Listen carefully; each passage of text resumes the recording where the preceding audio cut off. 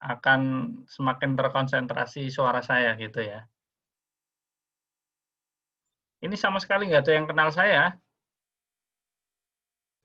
Saya belum, Pak. Saya Pak. Saya dapat, Pak. Kenal, Pak. Kenal, ya oke lah, kenal ya. Perlu kenalan enggak kira-kira? Perlu, Pak. Perlu, Perlu, Pak. Pak.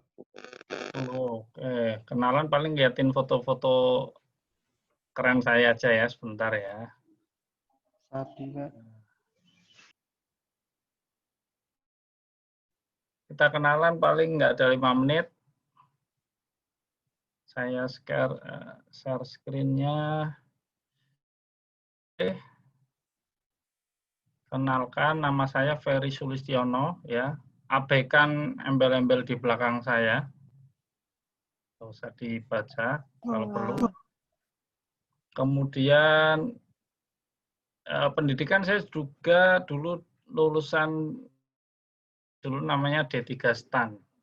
Prodinya Kebendaraan Negara. Mengambil ilmu pembangunan. Saya S1-nya dari UT, ya, kemudian ngambil manajemen juga.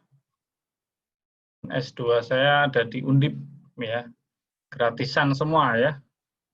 Ya, yang bayar cuma S1-nya nih, tapi juga nggak begitu mahal ya. UT zaman segitu saya sambil kerja dan ya alhamdulillah bisa memenuhi syarat untuk UTKP ya. Ya, nanti kan insya Allah kalau lulusan dari PKN STAN ini kan banyak pilihan ya, tidak hanya di Kementerian Keuangan, bisa berkarir di mana saja. Angkatan saya pun tidak semuanya masuk ke kementerian. Ada beberapa orang yang mengambil jalur di luar Kementerian Keuangan, ya. Ada yang di swasta, ada yang di BUMN, bahkan ada yang di Pemda. Jadi kedepannya kita pelajaran ini ya, mata kuliah yang saya ampu sekarang, pengelolaan keuangan daerah ini juga paling tidak memberikan nuansa atau paling tidak memberikan wawasan ya, wawasan di dalam ilmu keuangan. Kemudian ini pengalaman kerja saya ya. Saya lulus tahun 2000, lulus D3-nya, kemudian penempatan pertama di Jakarta, kemudian kedua di Serang, pindah lagi Bandar Lampung, kemudian pindah ke eselon 1 IPK.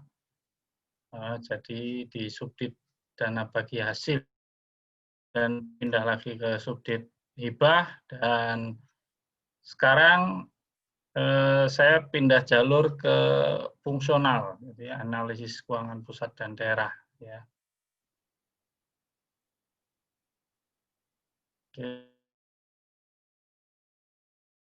Kira itu perkenalan saya. Ini nomor telepon sudah nanti di save juga ada ya di grup. Kemudian email saya ini kalau nanti melalui tugas-tugas di Ferry 007. Prof.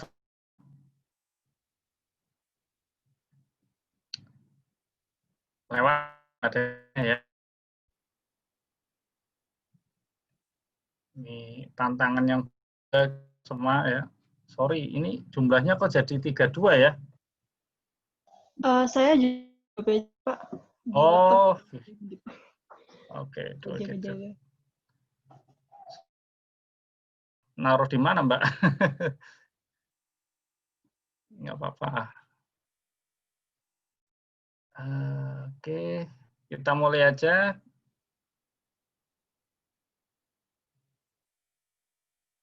Sebentar.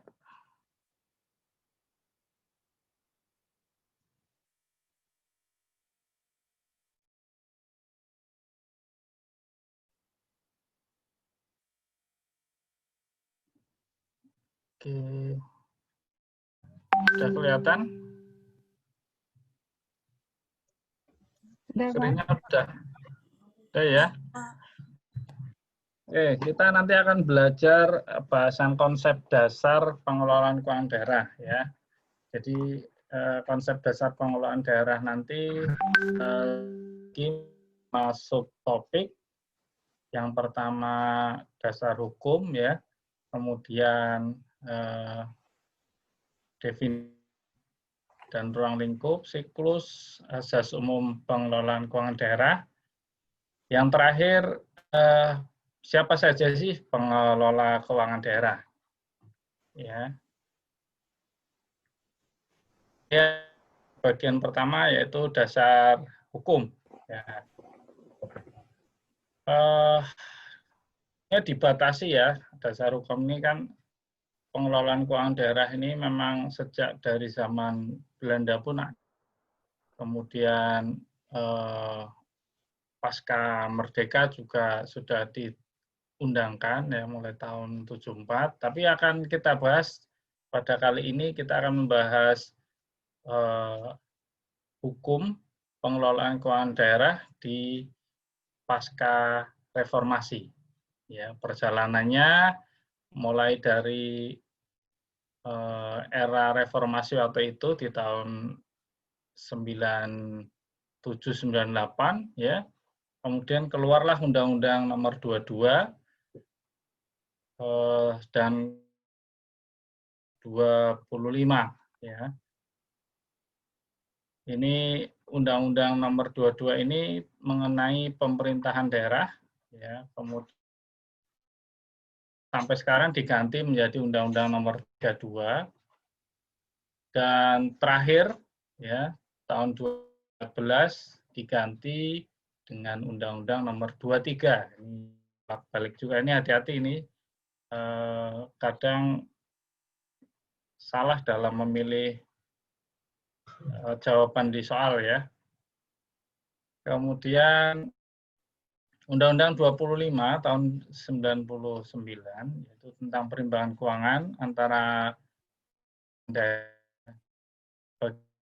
diganti oleh Undang-Undang Nomor 33 2004 dan sampai ini prosesnya panjang.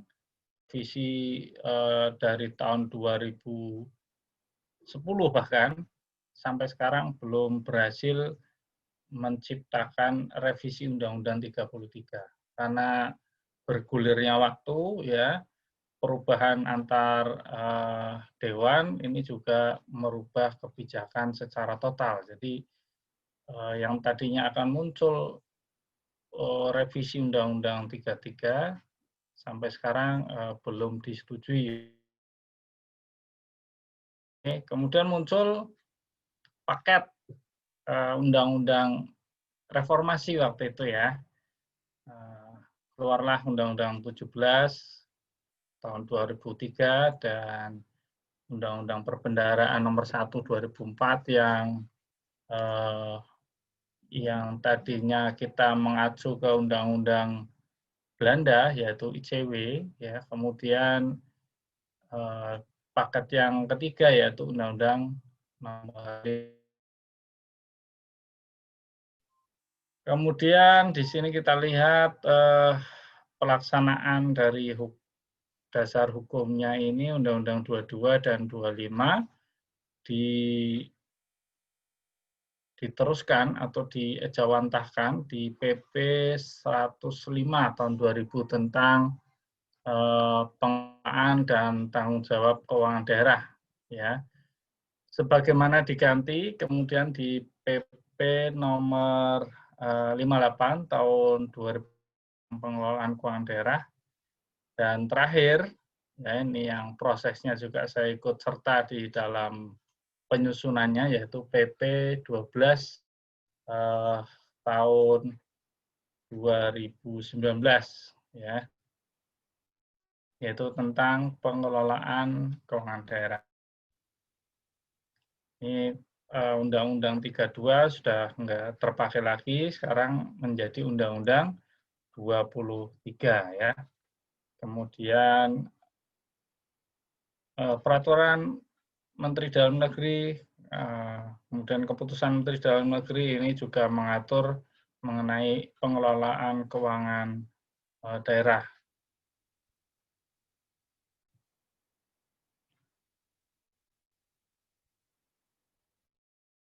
Melewati, ya. Catatannya ini Kementerian Dalam Negeri waktu itu ya mengadopsi dari pengelolaan keuangan negara, ya baik berupa GU, UP, LS gitu ya. Sebelumnya, sebelum Permendagri 2006 ini masih menggunakan UUDP ya, uang untuk dipertanggungjawabkan. Ini nanti mekanismenya berbeda, belum ada revolving fund ya. Jadi setelah Permendagri 13 ini berubah total. Jadi semua mekanisme pengelolaan keuangan daerahnya menggunakan sistem UIHD waktu itu. Sekarang menggunakan sistem UP ya. Kemudian ini Permendagri yang terkait untuk pengelolaan daerah dalam konteks yang lebih luas, bukan hanya Permendagri 13 dan revisinya ya. Misalnya yang terkait dengan pengelolaan barang milik daerah, ya ada juga nanti kan, khusus untuk bagaimana mengelola barang milik daerah, bagaimana cara melabeli, bagaimana cara menghapuskan, dan sebagainya.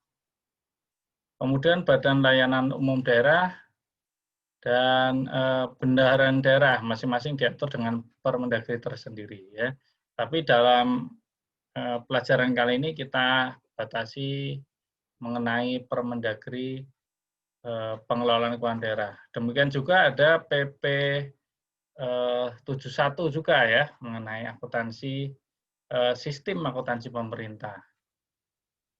Memang saling terkait, jadi tidak mempelajari pengelolaan keuangan daerah itu sangat luas ya. Nah, munculnya PP 12 kali ini ya. Ini disebut juga sebagai Omnibus Law ya, Omnibus Law yaitu suatu rancangan perundang-undangan yang mencakup lebih dari dari kesatuan ya, terdiri dari satu kesatuan atau keseluruhan aspek yang menjadikan satu. Mulai dari pengelolaan perencanaannya, penganggarannya sampai dengan pertanggungjawabannya. Kemudian isu terkini ya, lebih kurang dari 72 undang-undang terkait perizinan atau investasi termasuk aturan daerah dan retribusi daerah.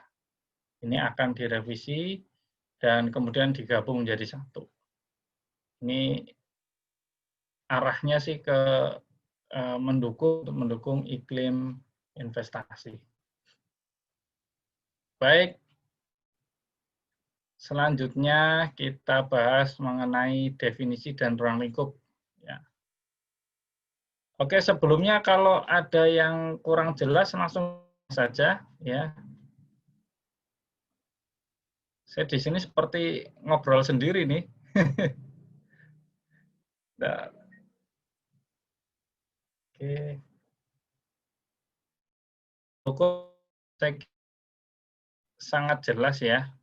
Nanti bisa di browsing saja, cari net atau enggak nanti saya share saja, utamanya di PP 12-nya belajar di PP 12 ya tahun 2019.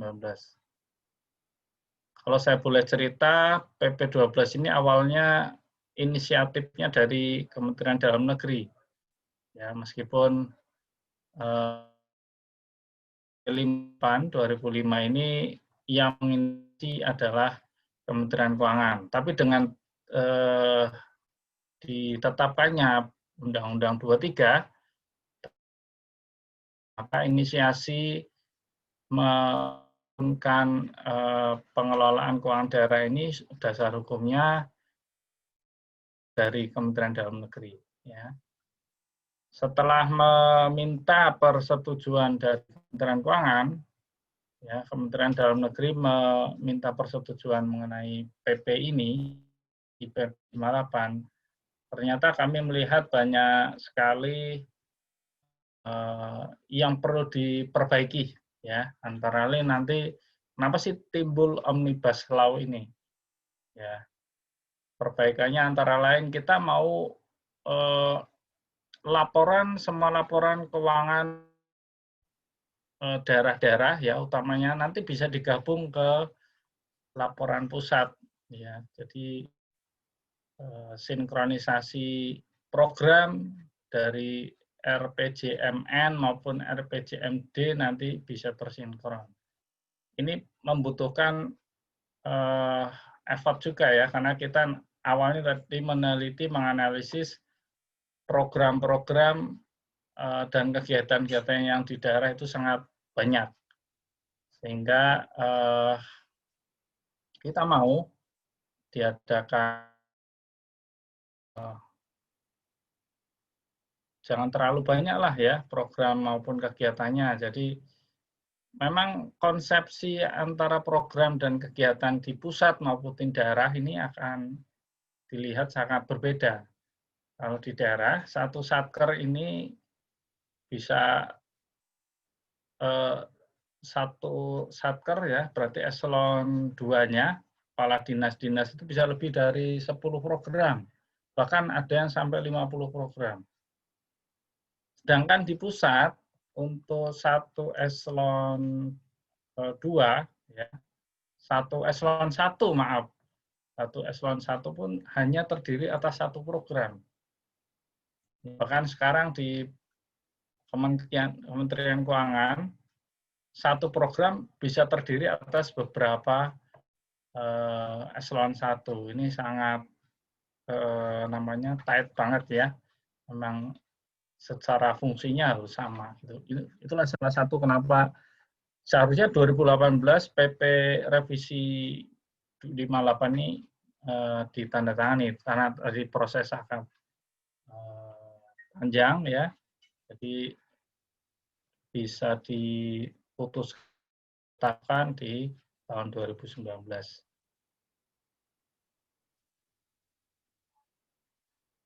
Kemudian kita lihat definisinya, ya, dan ruang lingkup.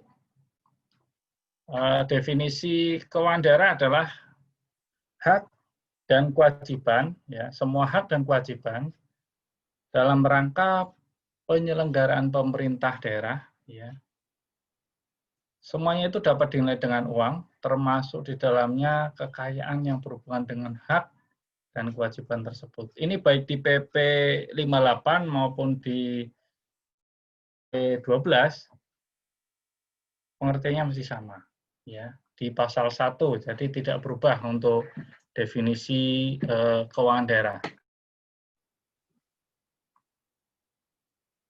Nah, untuk keuangan daerah terdiri atas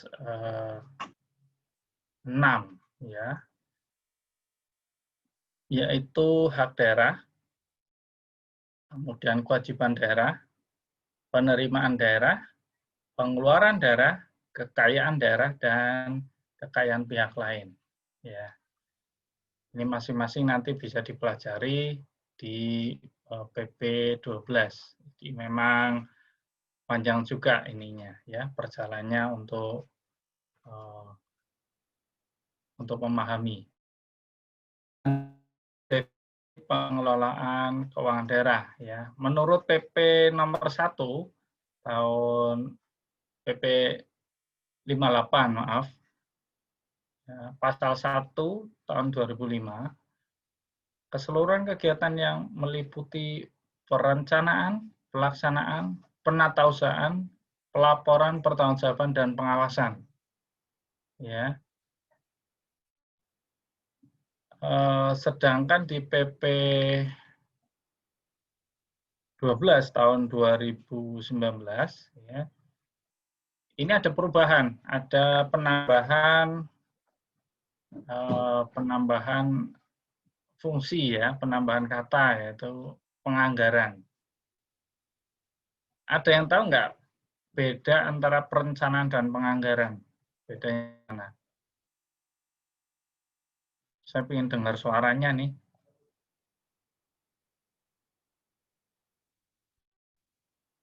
Atau saya tunjuk aja ya, absen. Sebelum saya tunjuk, ada yang volunteer perbedaan antara perencanaan dan penganggaran? Browsing juga boleh.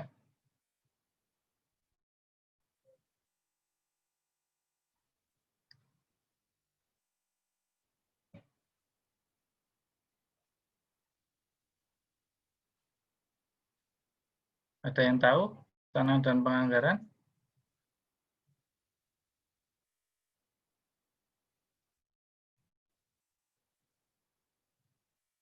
Oke, saya coba absen 7. Absen 7, Mas Fadlan. Ya. Silakan Mas Fadlan.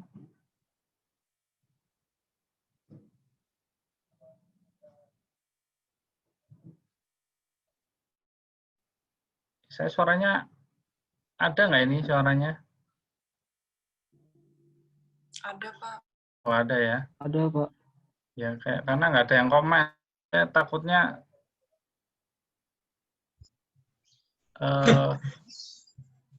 internet saya keputus, jadi kayak ngobrol sendiri nih. Beda perencanaan dan anggaran, ada yang tahu? Permisi, Pak. Sampai detail definisinya ya. Apa pengertian bebas? Apa itu penganggaran? Apa itu perencanaan? Bedanya apa? Mas Permisi, Pak. Fadlan, silakan.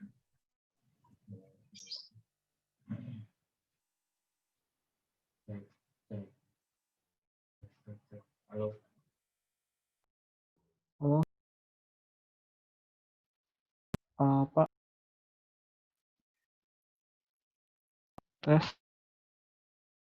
Ya, silakan.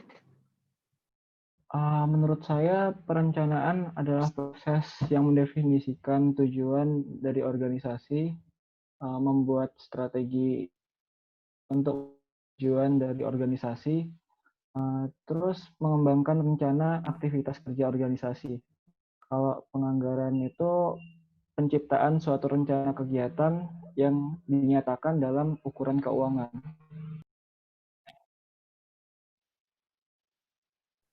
Yang lain ada tambahan?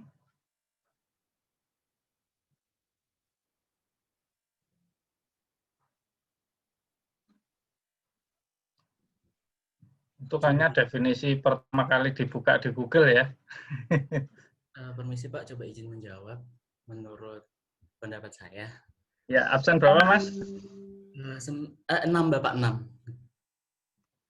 Oke, silakan. Sesuai tadi yang dibilang sama Fadlan, untuk perencanaan itu dia meliputi dari bagaimana tujuannya untuk apa, tapi tidak dalam konteks yang lebih besar untuk pengalokasiannya. Nah, untuk jadi tuh keuangannya itu tuh untuk hal apa saja, jadi secara ruang lingkup garis besarnya. Sedangkan untuk penganggaran itu sudah dialokasikan kegiatannya, sudah diuraikan untuk kegiatannya apa, besaran alokasinya berapa, jadi sudah ditentukan jumlah-jumlah yang harus digunakan dalam melakukan kegiatannya tersebut. Sedangkan perencanaan yang tadi menentukan kegiatan apa saja yang ingin dilaksanakan dan tujuan dari pengadaan kegiatan tersebut. Jadi merencanakan input outputnya seperti itu Bapak, menurut saya. Oke, terima kasih Mas Dimas. Ada lagi yang mau menambahkan lagi? Izin menambahkan Pak. Ya. Siapa ini? Nisa Pak. Absen Nisa. 3. Ya, silakan Mbak. Jadi kalau misalnya kita lihat dari alur perencanaan dan penganggaran pemerintah pusat, kalau contoh perencanaan itu dia Renstra KL dan Renja KL. Kalau misalnya penganggaran yang sifatnya lebih ke angka-angka. seperti RKPN. Terima kasih, Pak. Ya, terima udah membuka ya. Jadi ya, perbedaan antara perencanaan dan penganggaran. Kalau perencanaan memang kalau dikaitkan dengan menganalogikan dengan APBN, karena nggak jauh beda antara APBN dengan APBD ya. Cuma skop lingkupnya lebih luas APBN, sedangkan di APBD lingkupnya regional gitu ya. Jadi memang kemudian RPJMN, kemudian lanjut ke tahunannya ya, ke APBN. Kalau APBD juga sama ya, mulai dari renjanya, kemudian RPJMD dan tahunannya berupa APBD. Ya, bentuknya nanti kita akan bahas di proses perencanaannya ya, proses perencanaan dan penganggaran. Nanti sesi lainnya kita akan bahas. Di sana nanti akan dijelaskan apa itu KUA atau apa itu PPAS gitu ya. Jadi dan nanti di kuliah yang ke-7 kalau nggak salah kita akan mengadakan kuliah umum juga mengenai perencanaan APBD di tahun 2021 ya. Karena nanti ada beberapa hal yang sangat berbeda di tahun-tahun ini, utamanya tahun 2020 dan sampai dengan mungkin sampai 2022 ya, karena kita mengalami pandemi COVID-19, jadi beberapa penyesuaian ya, ada beberapa penyesuaian. Saya kira udah jelas ya straight-nya kalau perencanaan masih istilahnya mengawang-awang ya, visi misinya bagaimana diterapkan di dalam program-program, kemudian diterjemahkan lagi ke kegiatan-kegiatan ya, kemudian muncul plafon. Nah, mulai plafon dan merencanakan secara angka-angka inilah nanti yang dinyatakan penganggaran, ya. Oke, kita lanjut. Tolong nanti kalau sebelum kita berakhir sampai jam 9:30 ya. Saya tolong diingatkan 10 menit atau 15 menit sebelumnya karena ada kewajiban untuk mengisi di portalnya ya. Kalau semua mengisi absensi di portal nggak? Yang kemarin tuh PJ Pak, yang anu Pak. Oh, PJ ya. Iya. Ya nggak apa-apa nanti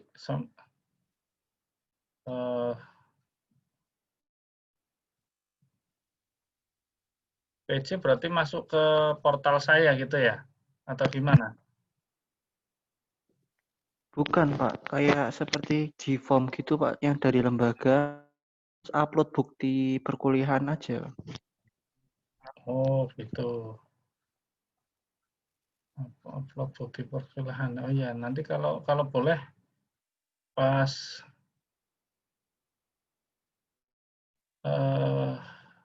hari ini PJ-nya siapa? Atau setiap ini sama ya PJ-nya ya? Tidak Pak, jadi setiap PD itu nanti ngupload bukti perkuliahannya sendiri-sendiri per mata kuliah yang ditanggung jawab Pak. Per mata kuliah ya? Oke. Iya, Bukan setiap hari beda-beda nggak ya? setiap hari beda Pak, karena kan PJ tiap matkul beda-beda Pak. Ya, tapi kalau untuk Pak Ferry ntar sampai pertemuan ke-14 beda terus Pak yang mengisinya. Oh gitu, gila. Ya. Kalau kemarin kan saya pakainya ini ya, belum pakai portalnya juga belum jadi karena sekarang menggunakan absensi, menggunakan portal sekarang. Cuma kewajiban saya sih untuk mengabsennya gitu ya. Nggak masalah lah.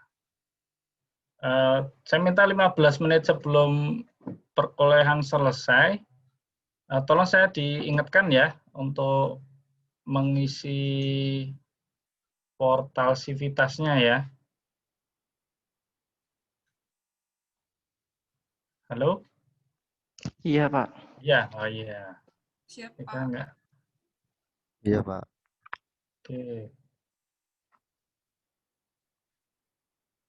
Oke, kita lanjut.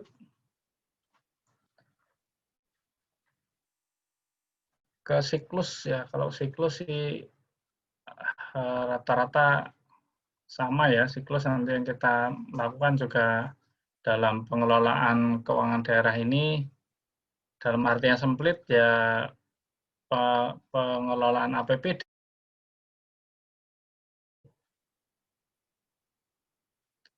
Siklusnya APBD kita mulai dari tahap perencanaan penganggaran, dilanjutkan pelaksanaan, dan diakhiri dengan tahap pelaporan ya dan pertanggungjawaban yang kurang lebih memakan waktu sekitar 2,5 tahun ya, berarti sangat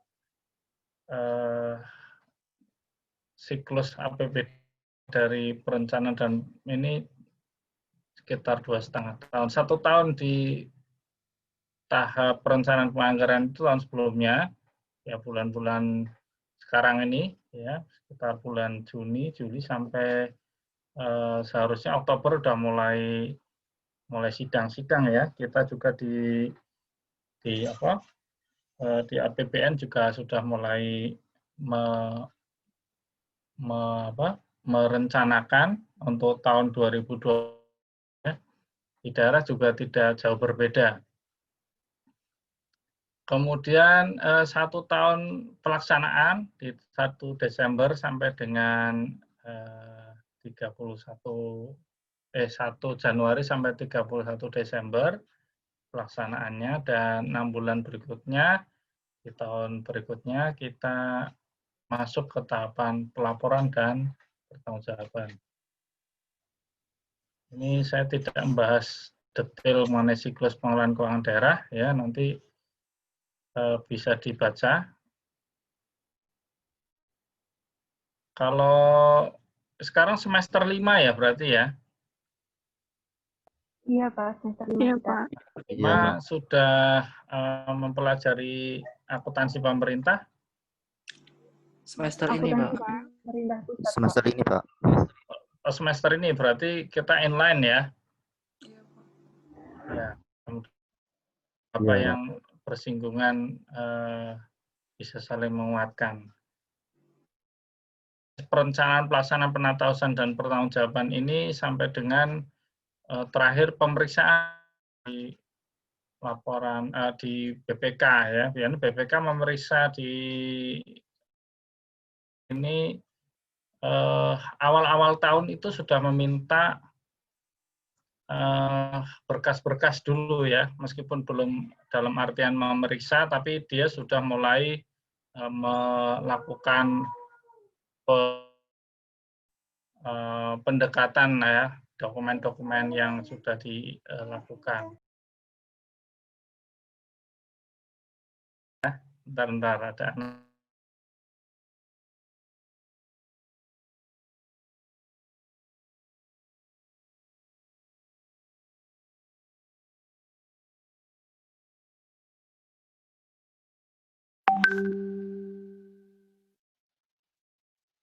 Oke, maaf. Kita lanjut. Ya, perencanaan ini mulai dari RPJMD dan RKPD. Ini istilah-istilah yang baru didengar atau sudah familiar? Saya menyampaikan ini paham nggak? Ada yang sudah tahu, ada yang belum, Pak. Kapedum itu Iya ya. BPN, KUA, PPAS belum, Pak. Iya. Nah, ini saya proses BPAS inilah yang nanti di PPAS ini dia akan melakukan plafon ya. Jadi kalau di APBN ini RKA ya. Kalau di Pemda namanya dokumennya RKA. Ya. RKA itu mulai dari belanja 51 sampai dengan saya agak lupa nih dokumennya ya, udah lama nggak megang dokumen. Saya pernah dulu membuat aplikasinya, cuma udah 5 tahun ke belakang, jadi kurang ingat lagi ya. Sama seperti APBN ini dibandingkan dengan siklus APBN ya. Kalau di APBN ada nota kesepakatan juga antara DPR dengan pemerintah di tataran APBD juga sama ya. Di tataran APBD itu nota kesepakatan antara DPR dan pemerintah daerah ya, baik kota maupun kabupaten atau provinsi. Kemudian bentar, saya ada SMS dulu ya, ada WA dulu.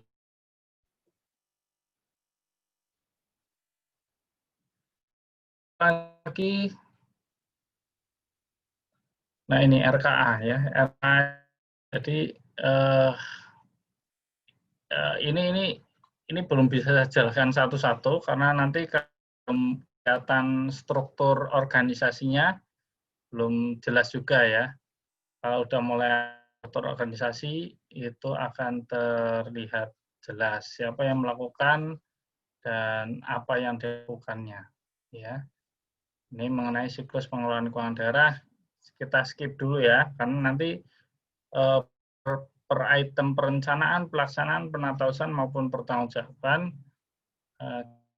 satu-satu lebih detail lagi.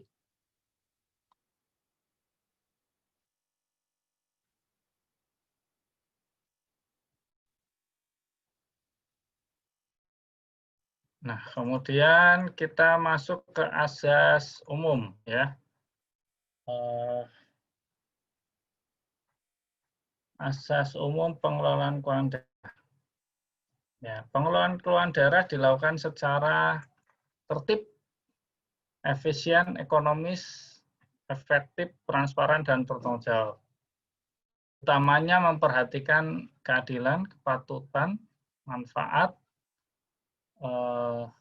untuk masyarakat ya, masyarakat serta taat pada ketentuan peraturan perundangan. Ini sesuai dengan PP 12.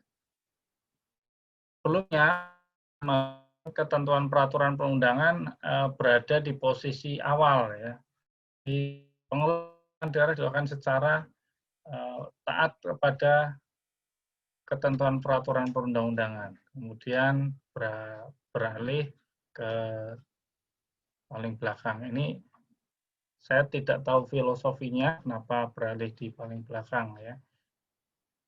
Kemudian pengelolaan keuangan daerah dilaksanakan dalam suatu yang terintegrasi ya dan diwujudkan dalam APBD. Sekarang sudah mulai dibangun namanya SIPD, Sistem Informasi Pemerintahan Daerah. Nah, diharapkan semua pemerintah ini sehingga dapat diketahui secara real time ya, secara real time baik itu penerimaan maupun belanja dari pemerintah daerah. Ini masih dalam tahap sudah sosialisasi, sudah persen semua daerah menggunakan ya, karena memang selama ini ada masih penting ya. Kemudian apa ini maksud dengan tertib ya? Tertib ini artinya didukung dengan bukti administrasi atau dipertanggungjawabkan ya. Sedangkan efisien keluaran ya dengan masukan tertentu atau penggunaan masukan terendah untuk mencapai keluaran tertentu. Beda dengan ekonomis. Kalau ekonomis ini perolehan masukan ya dengan kualitas dan kuantitas tertentu, utamanya di tingkat gitu ya. Kemudian arti dari transparan. Nah, transparan ya keterbukaan ya. Artinya masyarakat luas pun memperoleh informasinya. Informasi dapat diperoleh seluas-luasnya. Ya. Selanjutnya bertanggung jawab, kewajiban seseorang atau satuan kerja untuk menjawabkan pengelolaan dan pengendalian sumber daya serta pelaksana kebijakan. Jadi keuangan daerah ini harus dilakukan secara adil, ya baik keseimbangan distribusi kewenangan maupun pendanaan, ya baik itu dilihat dari distribusi vertikal maupun horizontal. Dan kepatutan ya tindakan atau suatu sikap yang dilakukan ini harus wajar ataupun sifatnya proporsional. Utamanya semuanya pengelolaan keuangan daerah ini kenapa? Untuk manfaatnya untuk masyarakat ya. Artinya diutamakan kebutuhan masyarakat ini apa gitu ya. Terus kebutuhan misalkan dalam hal akses ya. Akses pendidikan, akses air minum ya. Kemudian secara kesulitan geografisnya rendah ya. Kemudian ketaatan pada peraturan perundang-undangan. Utamanya ya pengelolaan keuangan daerah ini harus sesuai dengan ketentuan peraturan perundang-undangan.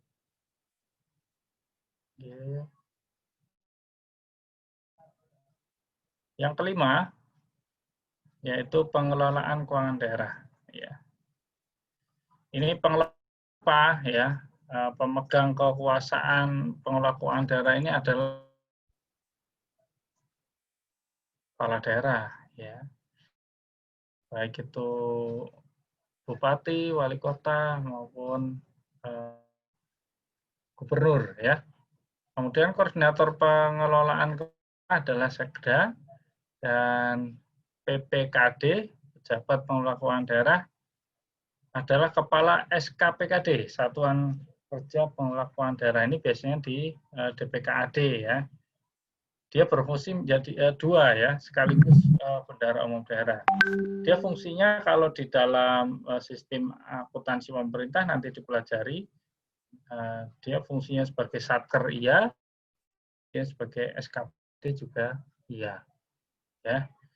Kemudian pejabat pengguna anggaran ya, kepala SKPD Satuan Kerja Perangkat Daerah.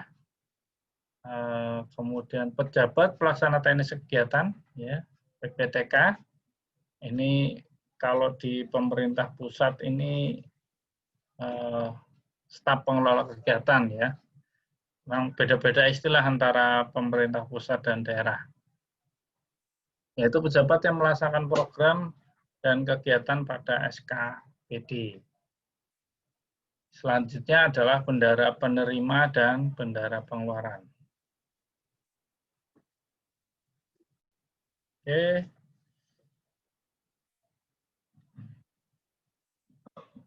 Ini strukturnya ya. Strukturnya kekuasaan pengelola keuangan daerah. Dari hierarkinya ada kelihatan ya. Sekretaris daerah sebagai pengelola, sebagai koordinator utamanya ya. Tapi sebagai PUD-nya adalah kepala SKPKD. Ya. Ini tugas-tugasnya ya. Tugas kepala daerah ini menyusun raperda, mengajukan raperda, menetapkan perda ya atau raperda perubahan APBD. Ini untuk kasus-kasus 2020 ini agak unik memang penetapan perubahan APBD utamanya pada saat perubahan di Undang-Undang Nomor 2 ya. Karena adanya penyesuaian penyesuaian transfer keuangan pusat dan daerah ini tanpa melalui persetujuan terlebih dahulu, persetujuan oleh DPRD ya. Namun perubahan-perubahan ini ya juga sudah dipayungin hukum ya. Jadi mereka merubah juga berdasarkan Permendagri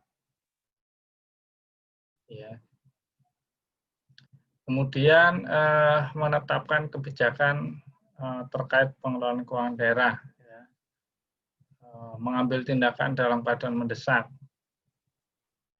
Kemudian menetapkan KPA, ya, kuasa pengelola anggaran, menetapkan bendahara penerima maupun bendahara pengeluaran, menetapkan pejabat yang pemungutan PDRT, pajak daerah dan retribusi daerah.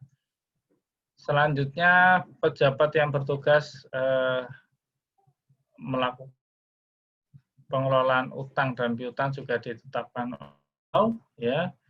Jadi tugasnya ini menetapkan, memang tugas pimpinan ya di samping memegang kekuasaan pengelolaan daerah ini, dia juga mewakili Pemda dalam hal pemilikan kekayaan daerah, ya. BUMD-nya dia punya kuasa untuk memiliki kekayaan daerah. Acap kali juga disalahgunakan juga ini karena dia mempunyai kewenangan memiliki kekayaan daerah, dalam arti dia punya tanggung jawab yang besar terhadap BUMD, ya. Tapi banyak yang disalahgunakan. Nanti kita lihat kasus-kasusnya.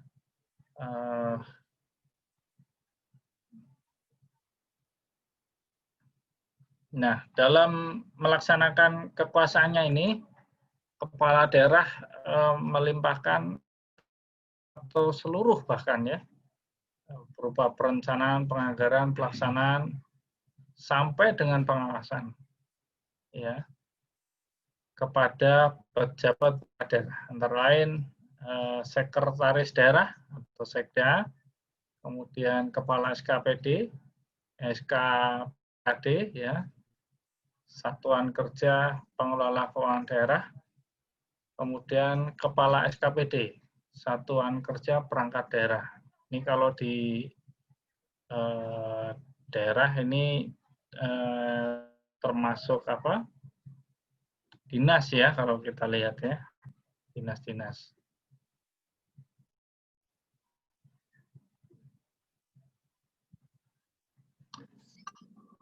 Oke, pejabat perangkat daerah ini mempunyai tugas masing-masing ya, baik itu sekda selaku kemudian kepala SKPKD selaku PPKD, kemudian PPKD selaku BUD, jadi dia berfungsi sebagai pengelola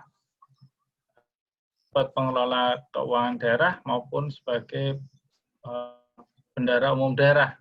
Ya, jadi tanggung jawabnya juga lumayan ya. BUD ini termasuk di dalamnya melaksanakan sistem akuntansi, ya. Sistem akuntansi.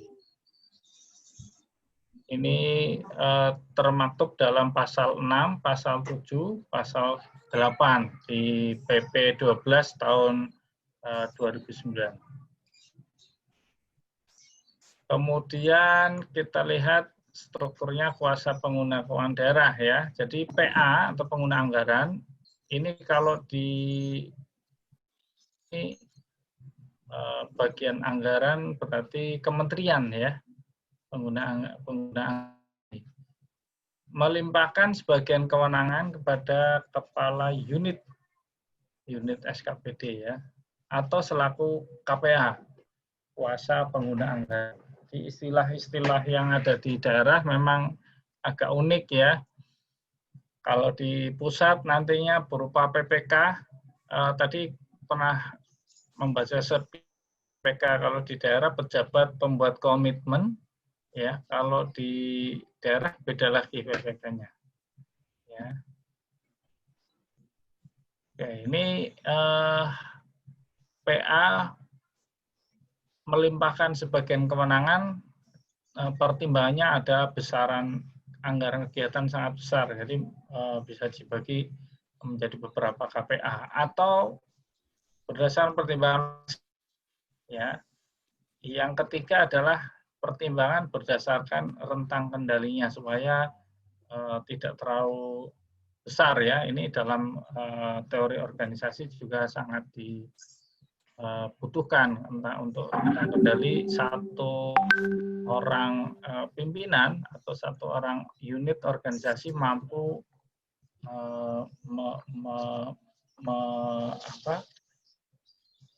mengampu ke rentang gitu, ya.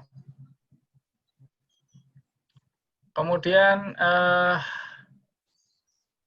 pengguna anggaran maupun kuasa pengguna anggaran ini tugasnya juga banyak, ya, dari A sampai N, ya. Antara menyusun RKA, ya, dari dinasnya di SKPD-nya atau OPD, ya, istilah-istilah di daerah ini, Satuan Kerja Perangkat Daerah, atau boleh kita sering dengar, ya, dinas, ya, dinas kehutanan, dinas pertanian, itu selaku A, maupun unit SKPD selaku kuasa pengguna anggaran, ini juga mempunyai beberapa tugas, ya. Kemudian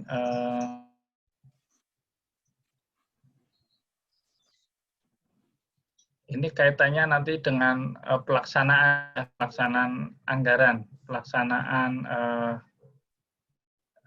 ranah pelaksanaan, ya, mulai dari mengadakan perjanjian kerjasama, ya, bisa jadi untuk yang PA ini memungut retribusi, ya. Kalau bedanya retribusi sama pajak, ada yang ini sering saya tanyakan nih. Kalau yang sudah jadi murid saya pernah tahu kali, ya. Hafal, ya? Insya Allah. Insya Allah. Jadi bedanya kalau pajak Imbalannya tidak langsung. tidak langsung. Kalau retribusi Langsung. ya. Kemudian mengelola utang dan piutang, ya. Nanti ada istilah-istilah pinjaman sama hutang, itu juga dalam ranah akuntansi akan berbeda, ya. Kemudian menandatangani SPM juga nanti PA ini bertugas menandatangani SPM. Artinya kalau sudah menandatangani, dia juga melakukan uji matahid, ya. Sama satunya lagi apa itu, ya? Udah nggak pakai, ya, itu, ya? Iya. Lama, ya. Jadi intinya memverifikasi sesuai tidaknya program dan kegiatan yang ada di dalam SPM, kemudian pagu, melebihi pagu tidak, ya, atau ketersediaan ketersediaan uang yang ada di masing-masing kegiatan itu, ya. Sangat jika kita bandingkan dengan APBN, kalau APBN ini selagi masih ada pagu, ya, pada umumnya langsung cair, ya, meskipun di dalam ranah rencana penarikan dana ini akan disampaikan per bulan, ya, di dalam DIPA-nya disampaikan per bulan, bahkan kalau ada yang lebih dari sekian T, ya, disampaikan jauh-jauh hari sebelumnya untuk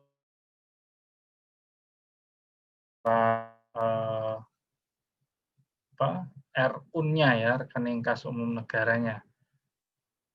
Bahkan ada setiap minggu, ya, setiap minggu itu di perbendaharaan melakukan rencana penarikan dana, ya. Nah, beda dengan di Pemda. Kalau di Pemda dia melakukan namanya hampir sama seperti rencana dana, tapi penyediaan dananya ini lebih ke arah ada enggaknya uang kas di RKUD-nya. Ya. Jadi dia karena pemerintah daerah ada sebagian besar ya dari Sabang sampai Merauke ini sangat tergantung terhadap TKDD ya, transfer keuangan dan dana desa. Jadi apabila transfer dari pusat ini terlambat, ini akan berakibat kegiatan maupun program di daerah juga akan terhambat. Ya. Ini nanti kita lihat satu-satu. Ini adalah tugas dari penguasa anggaran maupun kuasa pengguna anggaran maupun kuasa pengguna anggaran.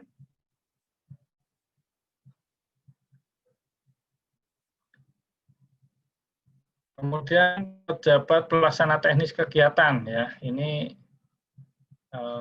staf pengelola kegiatan kalau di dalam APBN atau di kementerian ya. Biasanya ini yang nanti melakukan penulisan dokumen ya, masukan terhadap beberapa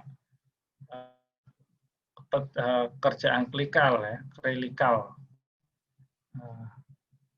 Ini penetapannya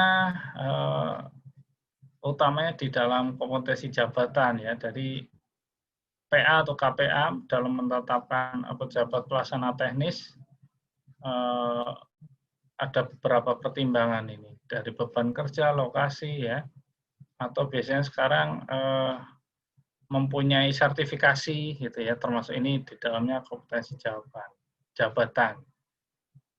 Mereka mempunyai di pengadaan barang dan jasa dan lain sebagainya ya. Kemudian tugas dari PPTK SKPD ini membantu tugas dan wewenang PA maupun KPA. Ya. Ada syarat-syarat tertentu yang harus dipenuhi oleh PPTK ya. Biasanya tidak boleh dalam hal tidak terdapat ASN ya. Ini KPA maupun PA ini dapat menetapkan pejabat fungsional. Kalau memang pegawai ASN-nya yang menduduki jabatan struktural tidak ada kompetensinya, tidak mempunyai besaran anggaran kegiatannya. Kemudian beban kerjanya juga tidak terlalu berat, gitu ya, seperti itu. Ini dapat menetapkan pejabat fungsional umum nantinya selaku PTK. Ya staf lah ya, boleh dibilang staf ini.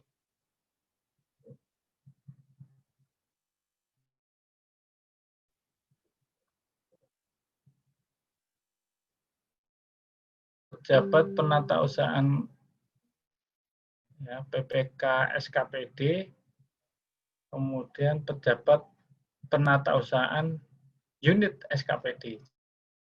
SKPD ini dinas ya, dinas-dinas.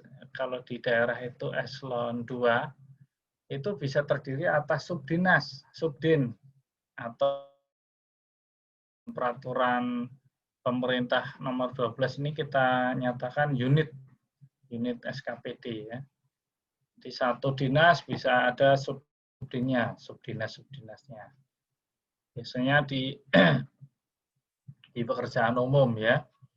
Dinas Pekerjaan Umum ada unit SKPD-nya, ada unit Bina Marga ya. Irigasi ya. Dan ada beberapa unit subunitnya. Ada beberapa subdinasnya, maaf. Ya.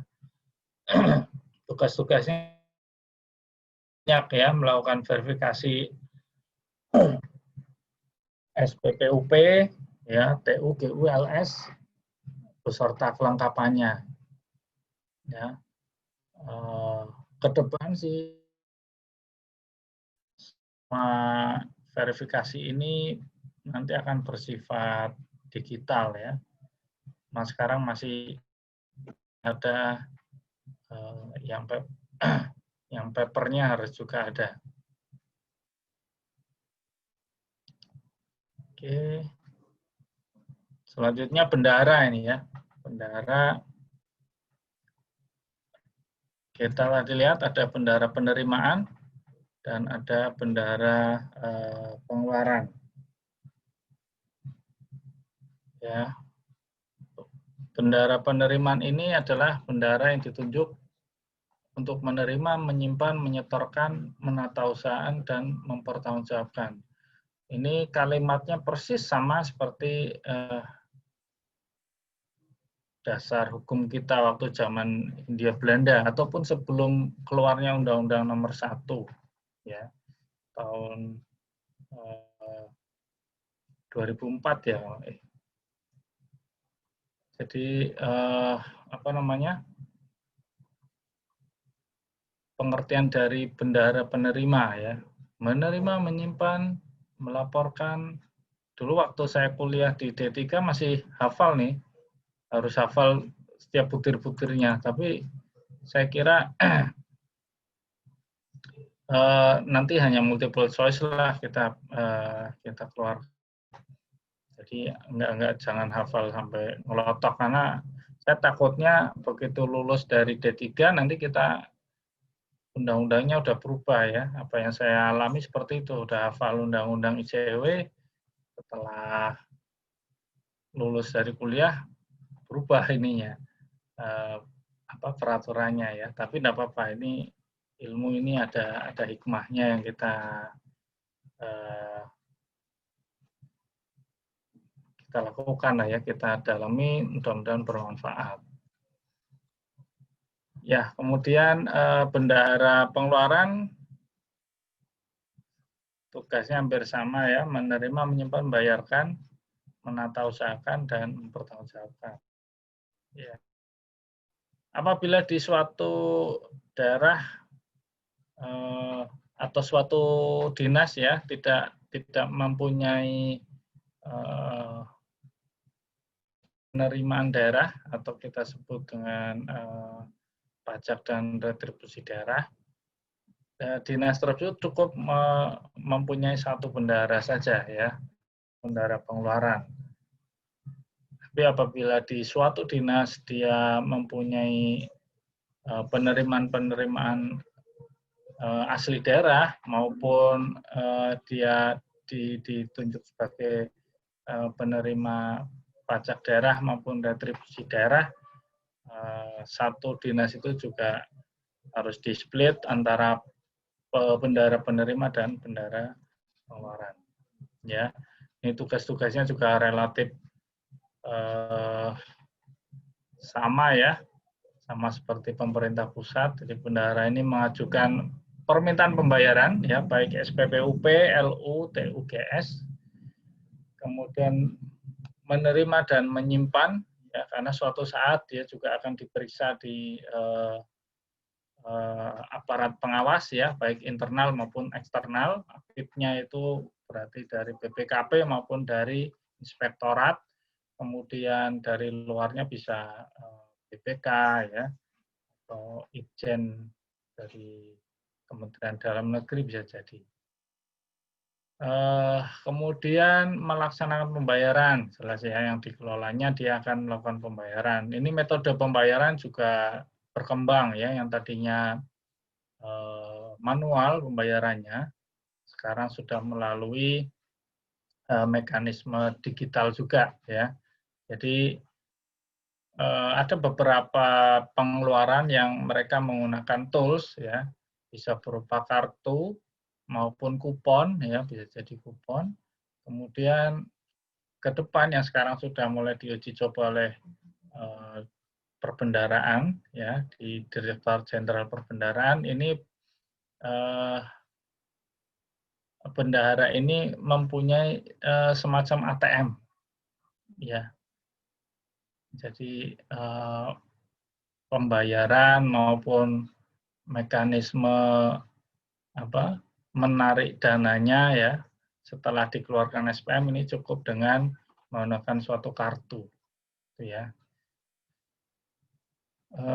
Kemudian meneliti kelengkapan dokumen pembayaran, membuat laporan pertanggungjawaban, memungut dan menyetorkan pajak daerah sesuai dengan ketentuan peraturan perundang-undangan. Ya, di dalam pelaksanaan bendahara pengeluarannya juga dapat menugaskan bendahara pembantu, ya. Jadi tadi dasarnya mungkin dari jumlah anggarannya, kemudian rentang kendalinya maupun lokasinya, ya. Ini bisa beberapa dilakukan.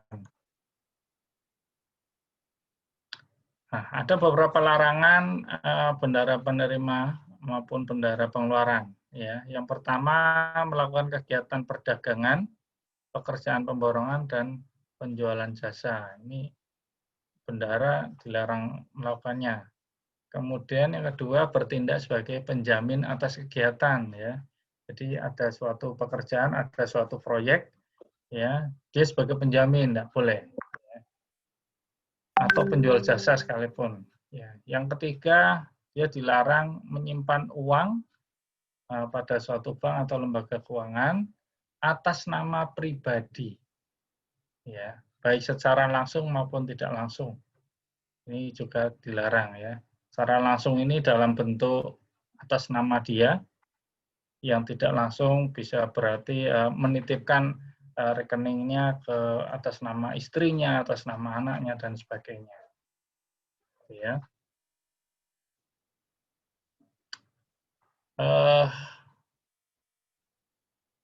Pengelola keuangan daerah lainnya adalah tim anggaran pemerintah daerah, ya, TAPD. Ini tugas-tugasnya antara lain ya di PPKD, pejabat perencana daerah dan sesuai kebutuhan lainnya ya, namanya tim ya, membahas kebijakan pengelolaan keuangan daerah, menyusun rancangan KUA dan rancangan perubahan KUA, kemudian menyusun dan membahas rancangan PPAS dan rancangan perubahan PPAS. Ya.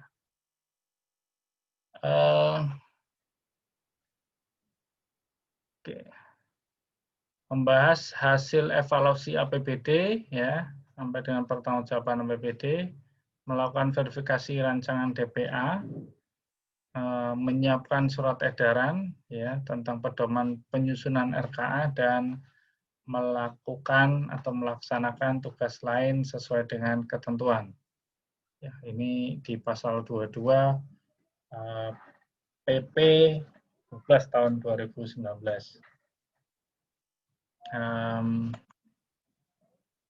Oke, saya kira itu beberapa poin yang ada di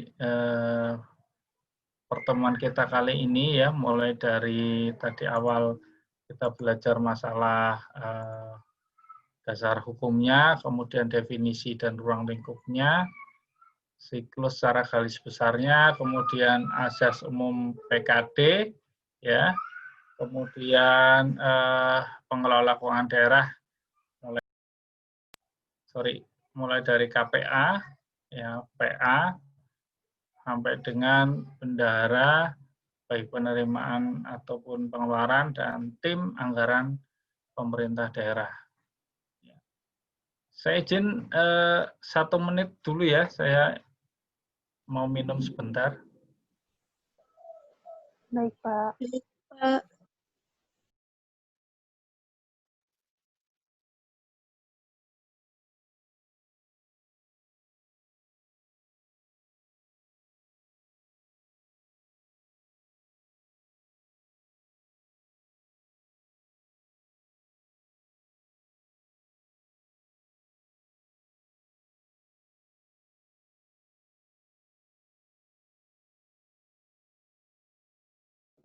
Kita sampai jam berapa? 10 ya? Iya. Kita sampai 10:30 kan? Jam 10, Pak. Jam 10, Pak. Sampai Jam jam 10. 10, Pak. Jam 10.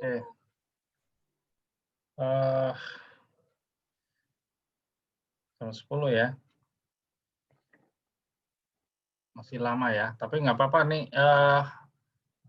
Saya sih pikir gini, kalau bagaimana ke teman-teman kalau misalkan kita nanti di kemudian hari ya, pertemuan kedua maupun selanjutnya, saya cukup ngomong 45 menit, kemudian saya diskusi di via chat gimana? Boleh, Via Pak, nggak Telegram. apa-apa.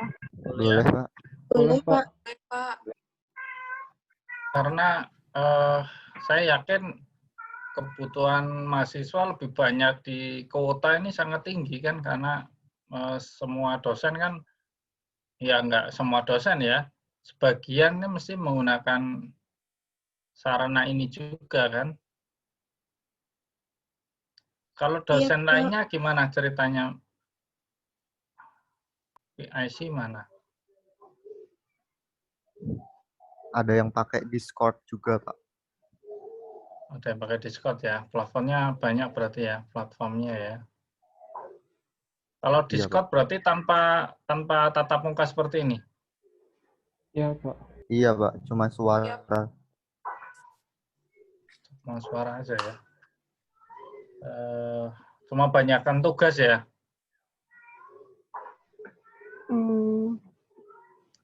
Atau belum ada tugas jangan-jangan? Belum, kan masih 2 Belum, pertemuan, Pak. Pak. Kemarin Masih akuntansi minggu pemerintah pertama, sama ini. Oh, ya. Saya memahaminya gini, kalau tanpa tatap muka seperti ini ya, pastilah banyak tugas gitu. Karena di belakang saya ini anak saya yang SMA ini jarak jauh nih. Dia sekolah di Solo, tapi via online. Jadi saya lihat tugasnya juga lumayan, kan? Kalau ukuran mahasiswa kan setiap 1 hari ada tugas ya. Kalau semester yang lalu bagaimana semester lalu, Mas? Banyak, Pak, tugasnya.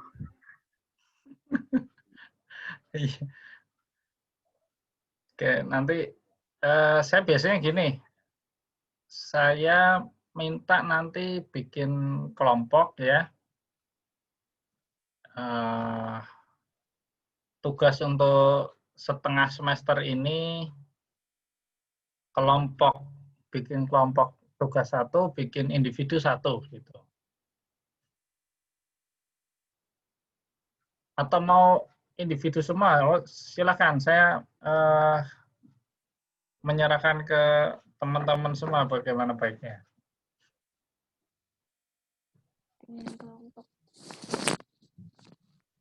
Ada pendapat enggak?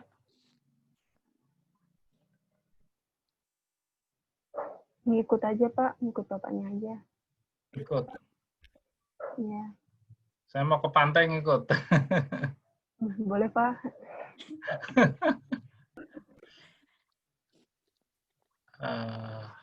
Oke lah, nanti berarti kita bikin ini aja ya.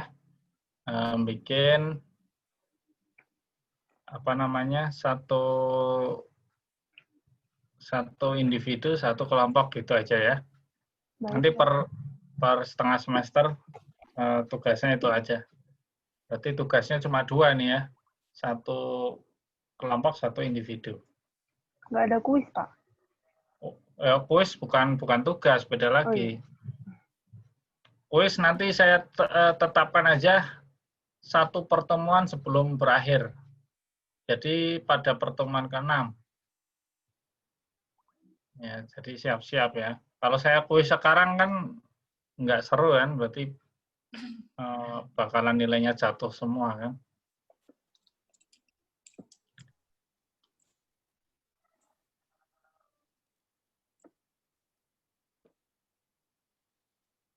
Ada yang pernah lihat proses pembahasan di DPRD enggak? Belum, Pak. Belum ya. Belum, Pak. Saya juga belum. Jadi nanti kita lihat lah ya.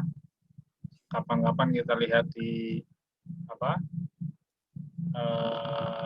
Di YouTube lah ya. Oke. Bentar, saya pengen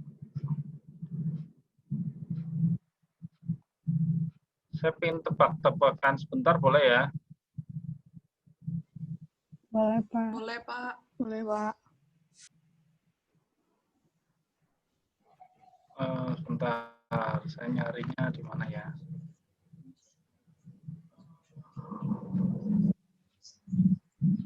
Oke.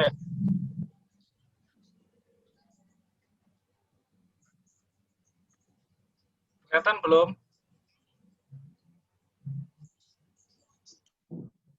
Kalau di saya belum, Pak. Iya, orang belum saya share. Oh.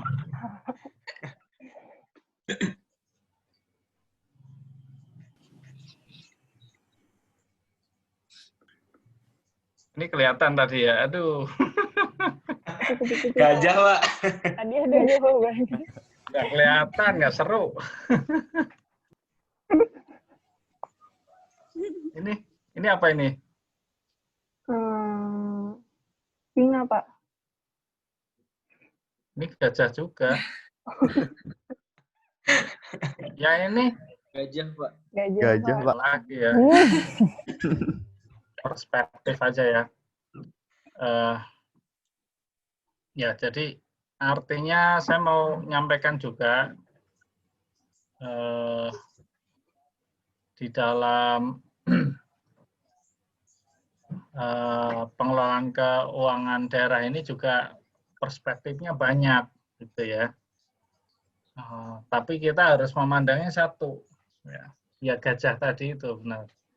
Bisa dilihat dari kupu-kupu ya, tapi intinya nanti tertujunya lagi ke pengelolaan keuangan daerah ya.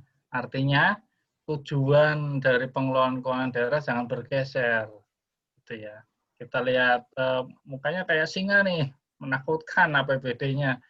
Tapi jangan sampai lupa tujuan diadakannya pengelolaan keuangan daerah ini untuk apa? Untuk kemasyarakatan umat ya. Jangan sampai penyusunan kegiatan-kegiatannya ini tidak pro rakyat lah, istilah sekarang itu. Seperti itu sih saya sampaikan, meskipun tadi kayak bercanda ya. Gitu. Sampai sini ada yang ingin dibahas? Saya gini aja deh, mengenai mata kuliah ini asiknya gimana ya metodenya. Saya terus terang kalau menggunakan Zoom juga kurang efektif kayaknya ya. Cuma direkam, kemudian nanti di-setel lagi. Kira-kira efektif nggak apa yang saya sampaikan ini dibanding dengan via platform yang lain gitu?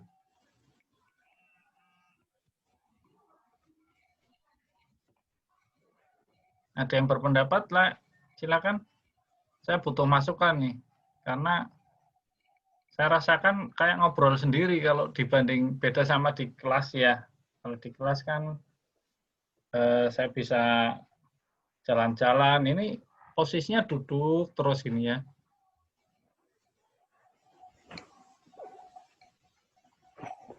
Nggak mungkin kan saya izin ke belakang dulu.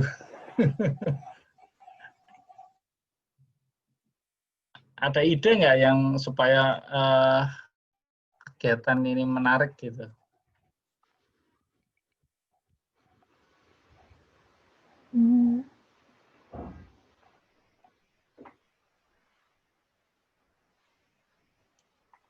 Mungkin kalau Bapak bilang sendiri, mungkin karena teman-teman juga masih pada kenal, Pak. Nanti juga pada akhirnya mungkin banyak interaksi kalau menurut saya sih, Pak.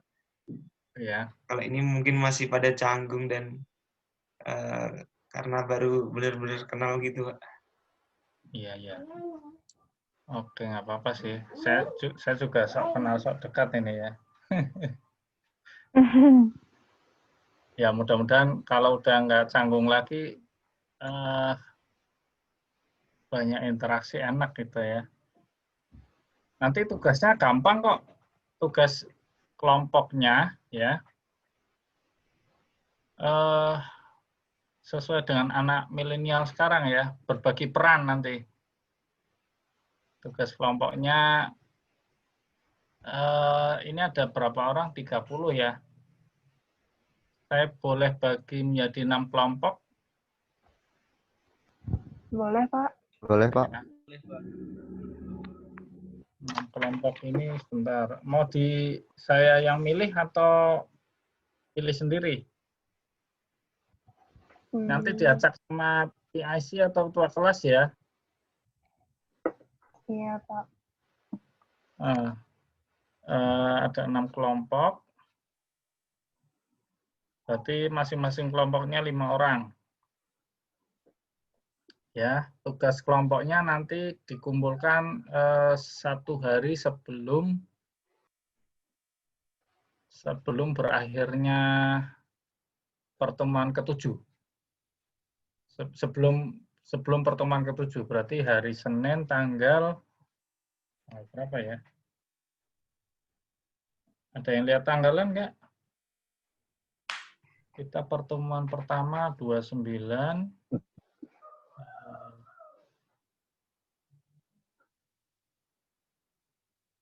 Berarti sekitar bulan November ya. Awal November ya. Nanti persisnya saya lihat kalender pendidikan dulu. Membuat video interaktif ya. Merencanakan suatu program ya. Yang satu nanti akan berperan sebagai bupati atau wali kota ya. Kemudian yang satu sebagai kepala dinas atau kepala SKPD ya, dinas apa aja boleh, nanti silakan mengambil tema masing-masing. Kalau mau membahas masalah pariwisata ya berarti di dinas pariwisata ya. Kemudian satu lagi bertindak sebagai anggota dewan ya, sekaligus sebagai pimpinan sidang ya.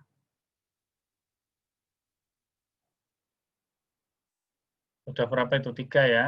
Satu lagi sebagai kepala dinas pengelola keuangan daerah, DPKAD, pengelolaan aset daerah ya. 1, 2, 3, 4, 5. Satu lagi sebagai bupati, kepala SKPD, anggota dewan, kepala DPKD. Satunya lagi anggota dewan juga. Oke. Ya, sudah catat ya. Oke, nanti tugasnya pembahasan antara anggota dewan dengan bupati ya dan perangkat daerah lainnya mengenai satu kegiatan ya. Ada prokonnya ya, prokon antara yang satu membutuhkan dana ya,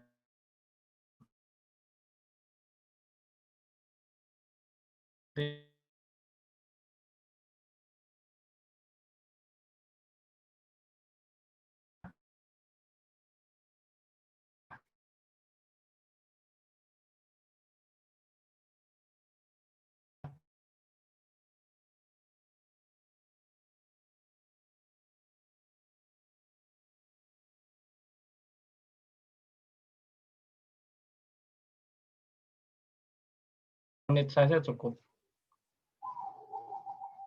Ya, paling maksimal, paling mentok 10 menit. Ya, diskusi antara anggota dewan, pimpinan sidangnya dengan kepala DPKAD. Nanti masing-masing peran ya. Anggota dewan mempertanyakan, kemudian bupati menyampaikan, ya, menyampaikan usulannya, mempertanggungjawabkan anggarannya adalah kepala SKPD, ya, secara rinci kegiatannya itu SKPD menyampaikan, kemudian di DPKAD-nya dia menyampaikan secara uangnya, ya, RKA-nya. Nanti dalam perjalanan kita mempelajari pengelola keuangan daerah, akan muncul ide-ide tertentu atau akan keluar kasus-kasus tertentu di mana dalam merencanakan suatu kegiatan ini butuh butuh trik juga ya untuk ini. Artinya trik ini butuh kemampuan tersendiri untuk merencanakan sesuai dengan kebutuhan. Ya. Ini juga berpengaruh nantinya calon-calon Bapak dan Ibu, ya. Ini kan semuanya mahasiswa di sini nantinya akan berkeluarga ya. Nanti kalian akan melakukan perencanaan juga nanti ke depan ya, baik dalam bidang finansial ya, merencanakan membutuhkan sesuatu gitu. Itu pernah mempelajari bidang keuangan rumah tangga nggak? Perencanaan rumah tangga? Belum, Pak. Belum, Pak. Belum ya, Belum, planning rumah tangga gitu belum ya.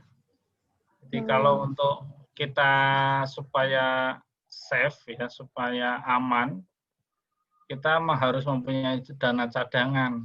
Misalnya kita punya penghasilan 100 ya, punya penghasilan 100. Dana saving yang paling aman yang harus kita miliki berapa sih? Best practice-nya sih 6 kali lipat ya. 6 kali lipat kita penghasilan per bulan kita harus punya. Itu untuk dana saving, dana cadangan yang harus kita punya ya. Dana cadangan macam-macam ya. Bisa digunakan untuk bidang pariwisata, nanti kita bisa tamasya gitu ya, atau bisa diinvestasikan lagi berupa saham dan lain sebagainya. Itu save-nya seperti itu. Ini best practice ya, tapi kondisi yang sebenarnya di masyarakat kan berbeda. Ya, yang di masyarakat jangankan 6 kali lipat dari gaji ya, 1 kali lipat gaji aja kita masih kurang gitu ya. Gitu. Dan proses budgeting di luar dengan di kita, khususnya dalam rumah tangga ini beda. Bedanya apa? Kalau di Indonesia, ya, kalau di luar dulu lah, ya, kalau di luar ini menghitung pengeluaran itu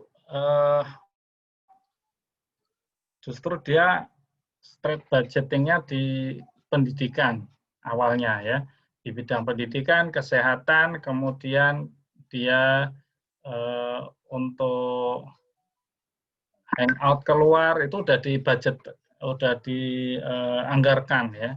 Sisanya baru untuk konsumsi, untuk makan, untuk transport dan lain sebagainya. Beda dengan di Indonesia ya, utamanya saya mungkin ya, dan beberapa teman-teman yang lain. Yang kita anggarkan adalah pertama untuk konsumsi makan, ya, konsumsi makan, konsumsi bahan bakar, ya, untuk perjalanan, transport dan sebagainya. Kalau ada sisa baru digunakan untuk tambahan pendidikan, ya, kesehatan dan lain-lain. Ya, mungkin kedepannya kita juga harus melihat kondisi keuangan juga sih. Nggak, ini kan sesuai teori saja ya. Intermezzo ya, antar keuangan rumah tangga seperti itu. Sedangkan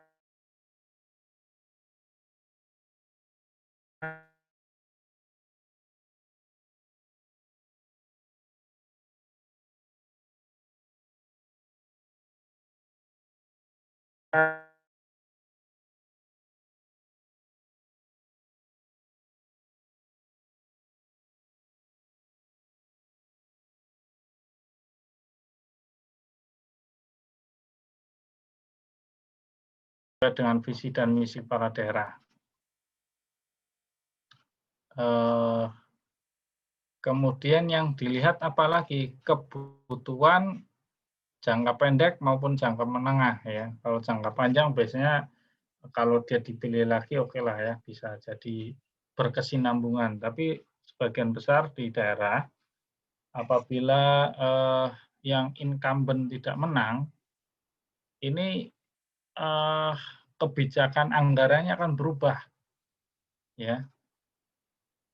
Ya, kondisi nyatanya realnya adalah yang tadinya jalan ada separator tengahnya ya, begitu ganti kepemimpinan bongkar ya, atau sebaliknya yang tadi ini ada separator tengah dijadikan ada separator tengah, dan itu berlaku umum ya, menjadi rahasia umum bahwa kebijakan anggaran ini erat kaitannya dengan gaya pimpinan ya, gaya pimpinan. Ini juga bisa jadi suatu teori, bisa menjadi suatu penelitian baru ya. Ya, gaya seorang pimpinan mempengaruhi kebijakan anggaran. Ini, kalau semester 5 ini belum memikirkan tugas akhir ya, atau sudah mulai membuat topik atau tema? Sudah, Pak. Tapi Udah, Pak. sekarang belum. Sekarang Saat belum ini ya. Mungkin beberapa minggu ke depan. Oke, itu juga menjadi suatu pilihan tema tersendiri ya, yang menarik. Kalau saya mengambil tema desa ya, tema desa ini menjadi penelitian salah satu hasil tulisan saya di jurnal ya. Ini ngambilnya desa, dan beberapa tulisan juga saya menulisnya mengenai dana desa juga. Cuma pemerintah daerah juga banyak ini yang perlu diulik ya, banyak mengenai budgeting slack ya. Jadi terjadi fenomena bahwa dalam menganggarkan suatu APBD ya, penganggaran suatu APBD, biasanya untuk pengeluaran ini ditargetkan tinggi. Ya, jadi penganggaran belanja itu semakin tinggi kalau kita membuat penganggaran. Namun sebaliknya, target suatu penerimaan akan dibikin rendah. Ya, itu fenomena yang menjadi sebuah teori namanya budgeting slack. Ya.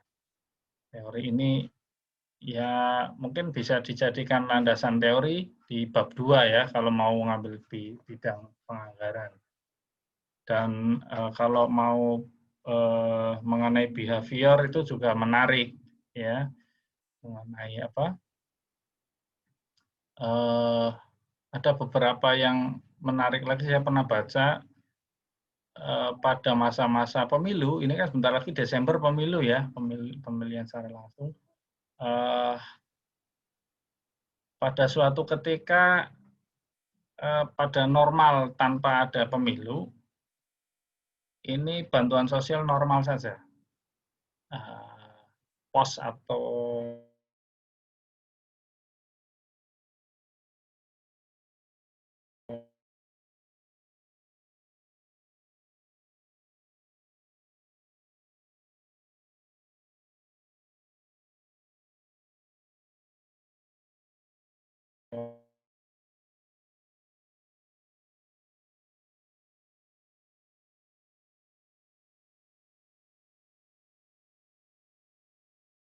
banyak ada di pengelolaan keuangan daerah.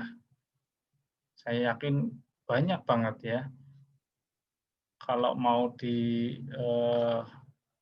dari laporan keuangannya ya, dari laporan keuangan pun bisa diulik gitu, dari kemandirian, dari rasio-rasio yang lainnya ya, solvabilitas ada sekitar 20 jenis rasio yang bisa diulik di situ.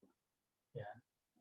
Ini kalau deskriptifnya seperti itu. Kalau menggunakan regresi juga banyak. Oke. Itu saya juga hanya menyampaikan aja ya. Siapa tahu ada yang tertarik di bidang pengelolaan keuangan daerah, monggo silakan. Oke, sekarang jam lagi.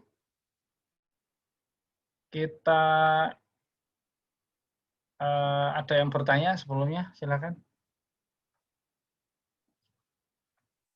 Kita buka forum dulu. Kalau nggak sempat bertanya di sini karena masih malu-malu, silakan nanti di grup Telegram juga boleh, di LMS juga boleh ya, silakan.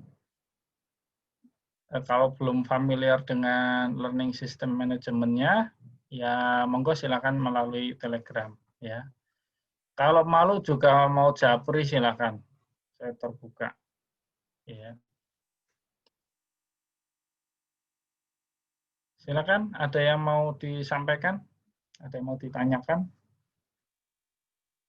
Saya sambil buka, ada forum grup ini ternyata jam 10 ada rapat juga. Oke.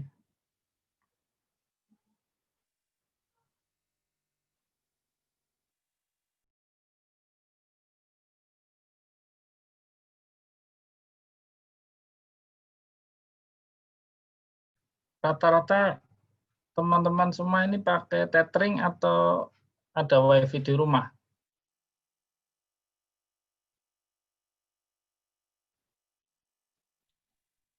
Ada Saya wifi, Pak. sendiri, Pak. Ada wifi, Pak. Wifi, Pak. Saya tethering, Pak. Sendiri, Pak. Tethering, oh iya ya. Oke. Jadi mungkin pertemuan ke depan saya nggak akan lama-lama ya, cuma menyampaikan ini aja, clue-cluenya aja, kemudian kita tutup absensi ya, kemudian selanjutnya kita bahas melalui sarana yang lain lah ya. Oke. Tapi silakan bebas ya, nggak harus dengan pengelola keuangan daerah yang saya sampaikan tadi.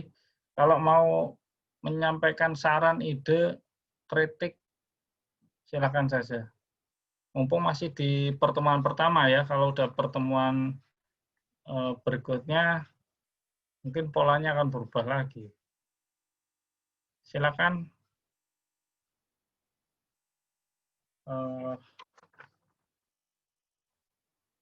Mas Rizky mungkin? Kalau saya lebih tanya ke penempatan sih, Pak. Nggak apa, Pak. Penempatan. Oh, nggak apa-apa, silakan. Bagaimana, Pak? Mohon maaf, Pak. Iya, silakan aja kalau mau tanya penempatan. Kalau tadi kan Bapak menyebutkan kalau di daerah itu kuasa hubutnya itu kepala SKPKD ya, Pak. Nah, itu real di daerahnya itu nama dinasnya apa, dan apakah kalau kita ditempatkan di Pemda atau Pemprov kita ditempatkan di dinas tersebut, Pak? Terima kasih, Pak. Ya, normalnya sih pengelolaan dari STAN ya, utamanya dari STAN ya masuknya ke dinas namanya DPKAD, Dinas Pengelolaan Keuangan dan Aset Daerah. Masing-masing daerah mempunyai kebijakan masing-masing. Ada yang aset terpisah dari keuangan, ada yang dicampur gitu ya. Jadi dia punya otonomi tersendiri. Adapun kalau untuk penempatan juga itu kewenangan masing-masing ya. Seperti saya waktu itu pengalaman pas lulus dari beasiswa di akuntansi, harusnya masuk ke bidang APIP, ya, aparat pengawas internal pemerintah. Namun kebijakan pimpinan beda lagi karena lebih dibutuhkan di bagian A gitu. Jadi tidak mesti nanti setelah lulus, kalau misalkan masuk ke Pemda, itu harus di Dinas DPKAD, ya. Mungkin bisa jadi masuk ke inspektorat, bisa jadi, ya, karena kita udah terbiasa atau mengetahui ilmunya, ya, mengetahui ilmunya baik secara akuntansinya maupun secara bisnis proses dari pengelolaan keuangan daerah ini, ya. Prakteknya bisa beda-beda ya antar pimpinan tadi kan, makanya saya bilang tadi suatu kepala daerah baik bupati, wali kota maupun gubernur, dia bisa mewarnai semua organisasi yang ada di bawahnya. Ya, jadi dia kemampuan untuk untuk membawa arah kemana itu ya dari pimpinan.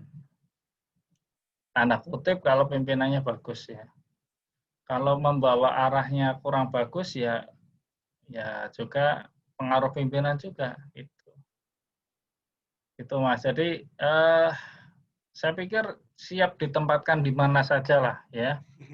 Karena posisi kalau saya kacamata di Pemda ya, kacamata Pemda itu siap di mana saja. Ya, bahkan teman saya yang lulusan kebendaraan negara pun masuk ke mana coba? Nggak nyambung kan? Ya, tapi jalani saja ya. Jadi kita masuk perkuliahan ya, menerima ilmu-ilmu dari para dosen ini merupakan suatu khasanah baru juga bagi kita ataupun mengasah supaya lebih terampil ya. Dan saya kira kompetensi yang sesungguhnya adalah di dalam diri kita. Ya. Dan saya pesan, termasuk ke anak saya di rumah ini, kalau bisa kita bisa multitasking. Ya. Di luaran banyak para akuntan, oke. Yang bisa akuntansi pemerintah juga banyak, ya jempol bagus juga ya. Di luaran juga banyak yang mengetahui IT, banyak yang bisa mengolah data ya, sekarang AI apa? Artificial intelligence ya. Kemudian sains data dan sebagainya. Data yang tadinya cuma angka-angka dia olah menjadi suatu peta tertentu ya. Itu merupakan suatu keunggulan juga, dan itu banyak yang punya ilmu seperti itu. Tapi alangkah baiknya jika seorang akuntan, utamanya akuntansi pemerintah, dia paham dan mahir, kemudian dipadukan dengan IT, ya, ini akan sangat dibutuhkan di pemerintah daerah maupun pemerintah pusat utamanya, ya.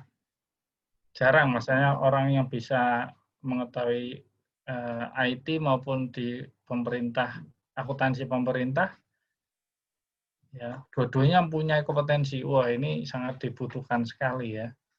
Meskipun spesifikasi masing-masing itu juga dibutuhkan.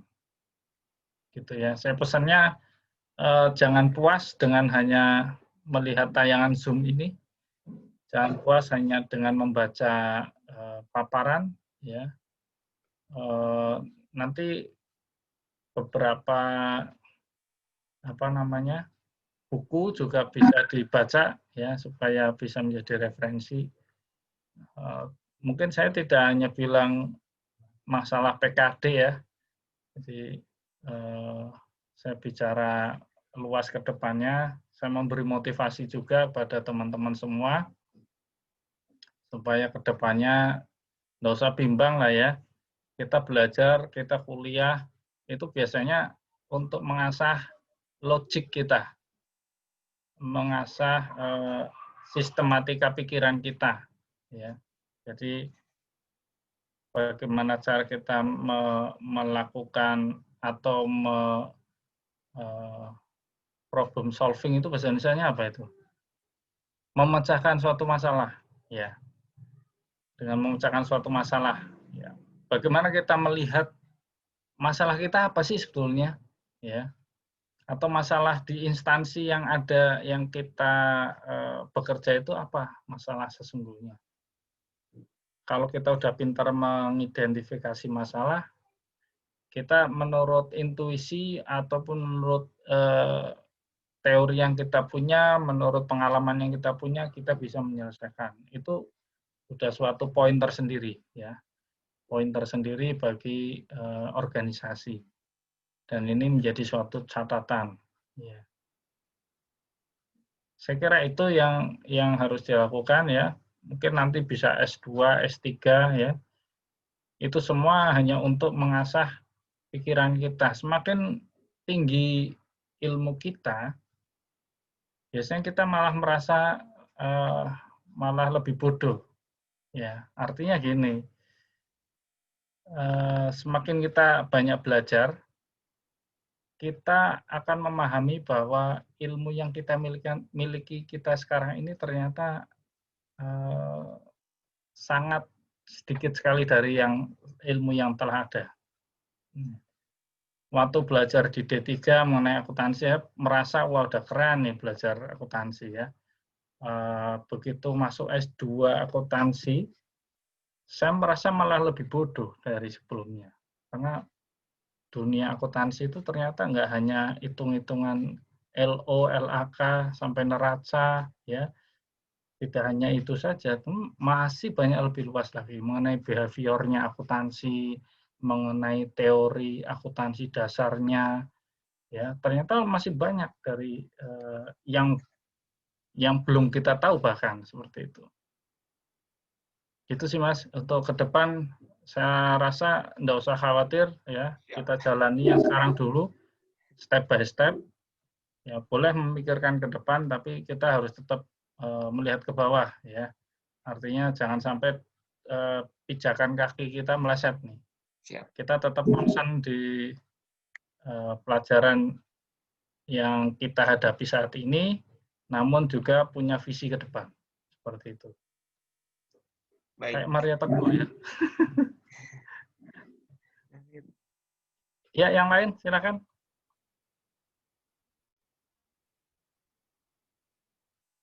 Kalau nggak ada, saya cukupkan. Kita lanjutkan lagi di minggu yang akan datang, ya, di hari yang sama, jam yang sama, insya Allah. Tadi lupa ya, waktu pembukaan kita nggak berdoa dulu ya. Biasanya kalau di kelas kan berdoa dulu ya. Ya udah. Nggak ada yang bertanya lagi? Silakan. Saya beri kesempatan sekali dua kali, silakan.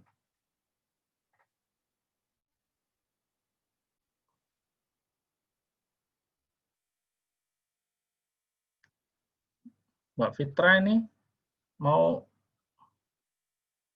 komentar atau gimana? Tidak, Pak. Nggak ada Oh, enggak. pertanyaan. Oh ya. Oke, kalau ada pertanyaan ya disampaikan saja, enggak usah khawatir ya. Mungkin karena pertama kali bertemu dengan saya, jadi masih agak takut ya. Saya nggak mau makan kok, tenang aja.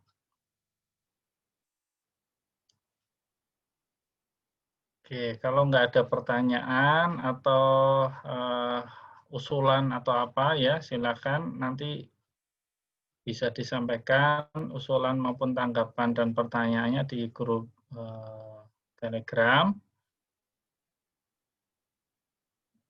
Kemudian saya ingin ya. izin bertanya. Ya, silakan, silakan. Ya, maaf Pak sebelumnya. Jadi ini kan sebelumnya udah dijelasin tentang apa inisiatif Mendagri tentang PP 12 tahun 2019. Nah, di sini tuh Untuk Kementerian Dalam Negeri sama Kementerian Keuangan itu ruang lingkupnya tuh seperti apa ya Pak? Batasan antara dua kementerian itu di dalam lingkup daerah Pak. Itu saya masih bingung Pak. Dalam lingkup keuangan daerah. Sebetulnya batasannya seperti ini. Kalau ini pernah terjadi di tahun 2010 Kementerian Dalam Negeri mau menarik fungsi alokasi ya dari Kementerian Keuangan. Fungsi alokasi artinya semua TKDD ya, semua transfer ke daerah ini yang mengalokasikan Kementerian Dalam Negeri. Nah, setelah kita ulik di pasal, saya lupa ini, dia ada di Undang-Undang Dasar 45, jadi fungsi yang menyangkut bidang keuangan ini dilakukan oleh Kementerian Keuangan. Ininya seperti itu. Ya. Adapun kewenangan dari Kementerian Dalam Negeri adalah memfasilitasi dari pemerintah daerah. Karena mereka itu adalah sebelum adanya reformasi, sebelum tahun 2000 awalnya ya, mulanya itu Kementerian Dalam Negeri adalah sebagai regulator dalam melakukan pengelolaan, baik pengelolaan pemerintahan maupun pengelolaan bidang keuangan juga ya. Namun di setelah reformasi Kementerian Dalam Negeri kewenangannya hanya di bidang pemerintahan ya, meskipun dalam pengelolaan keuangan daerah yang cukup cakupannya mengenai alokasi, pengalokasian ada di Kementerian Keuangan seperti itu. Jadi secara administrasi diampu oleh Kementerian Dalam Negeri. Ya.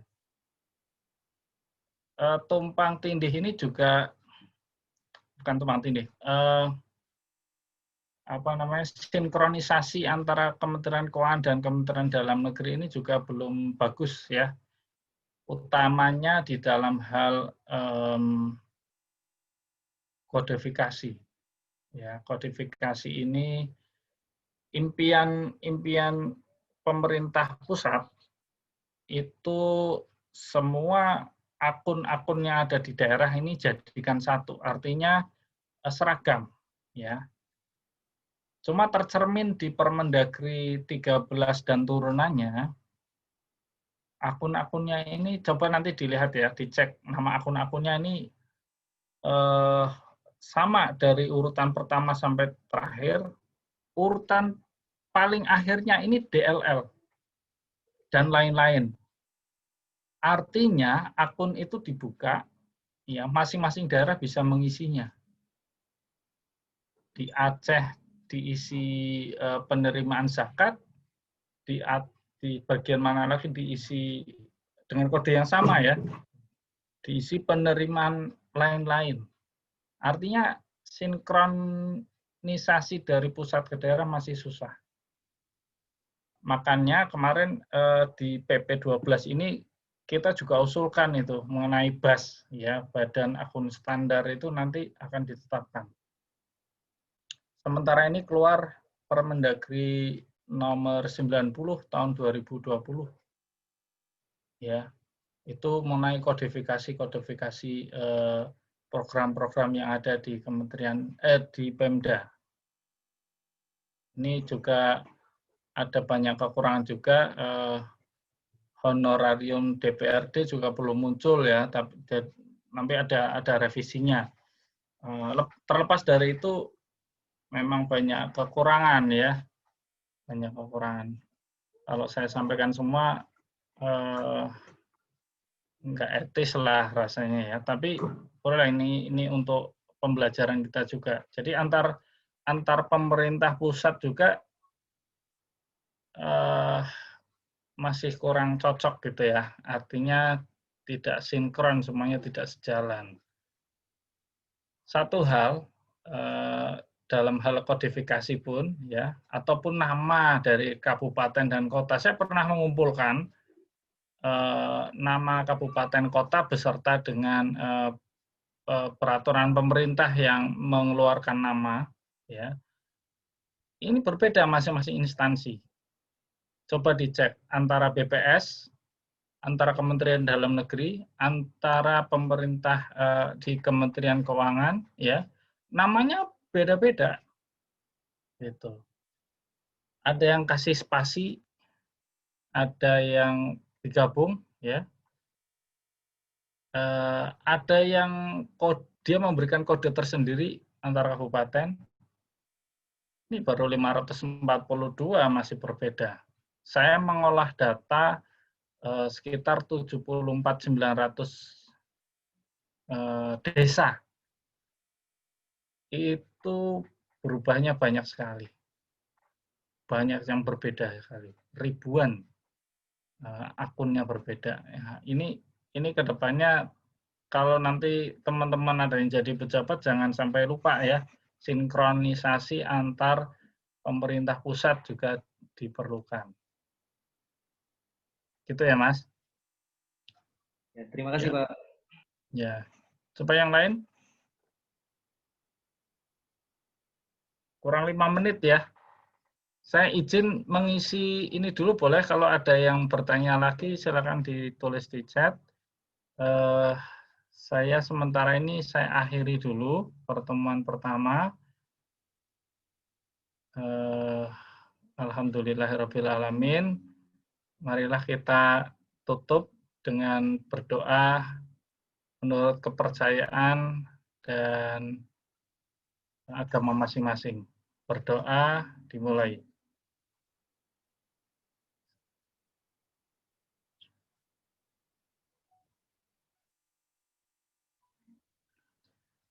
Berdoa selesai. Wabillahi taufik wal hidayah. Wassalamualaikum warahmatullahi wabarakatuh. Waalaikumsalam warahmatullahi wabarakatuh.